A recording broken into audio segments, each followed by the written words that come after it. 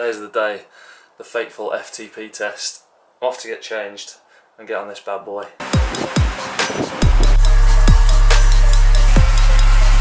Bit close. Warm-up song.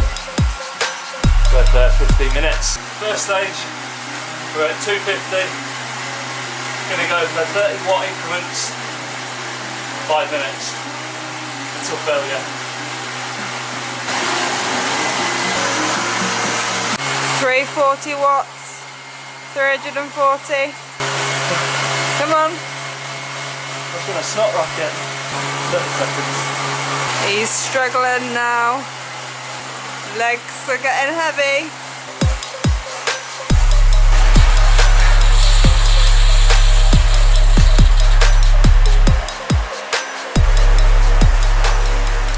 You're not looking so fresh anymore.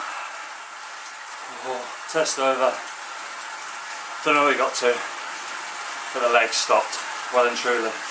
So obviously FTP is measured as like your functional threshold power, so typically what could be sustained for something like an hour. One of the benefits of using blood lactate samples is really to measure the sort of lactate production and also the removal, so it will give you a workload which is sustainable for that period. And hopefully what you'll find then is you could have a much more steady power output. So this is great if you're looking at doing, say for example, a 25-mile time trial. Big things that you don't want to get bogged down with though is obviously the obsession with having a high threshold power, because when it comes to road racing, the guy with the highest threshold doesn't always win. So you know, you see these big TTers, but with the constant changes in pace, they may actually struggle a little more. I guess some of the negatives with testing is it's quite a difficult test to get mentally revved up for. Within a training block, you know, you might have a few days of rest beforehand, and might take you a bit of time to recover. So as you look at the big picture, you know, if you tested say once every month, you're potentially going to lose like 3 to 4 days of quality training, which is one of the difficulties. Other methods that you can do this, so you can either test your 20-minute power.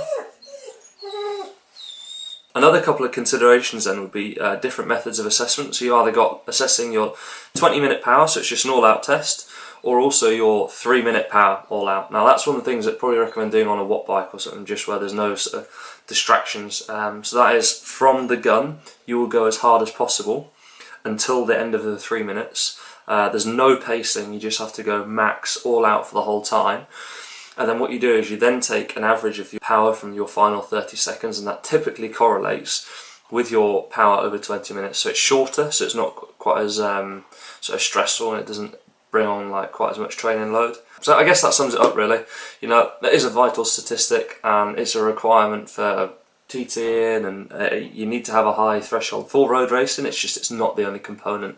So don't get too obsessed. It's worth tracking. But just make sure, of course, that if you do it, you schedule it well into your training block. Right guys, that's it. Today's test done. It was a tough one, and it's probably quite a hard time in the year because the heart rate's probably not been over like 150 for some time. In the meantime, got some food on.